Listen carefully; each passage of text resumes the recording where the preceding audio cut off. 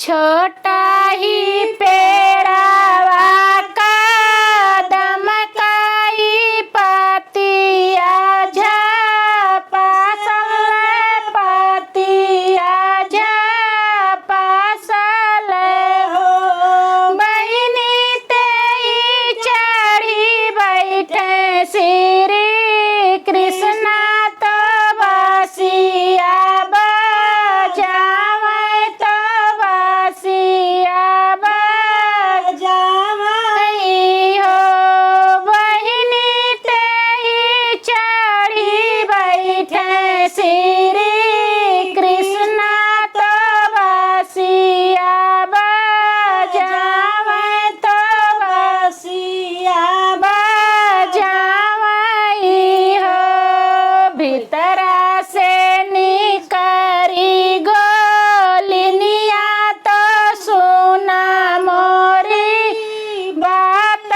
सुना हो मोरी बात ही हो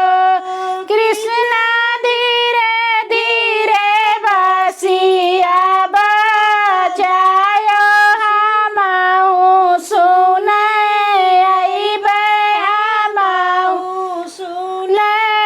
अइबे हो कृष्णा धीरे धीरे बासिया बजायो हमाऊ सुने अइबे हमाऊ सुने अइबे हो सासू तो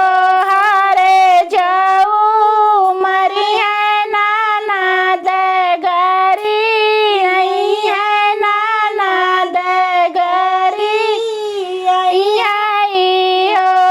ग्वालिन से जिया पे पियारी सी आई है कैसे सुने अइबू कैसे सुने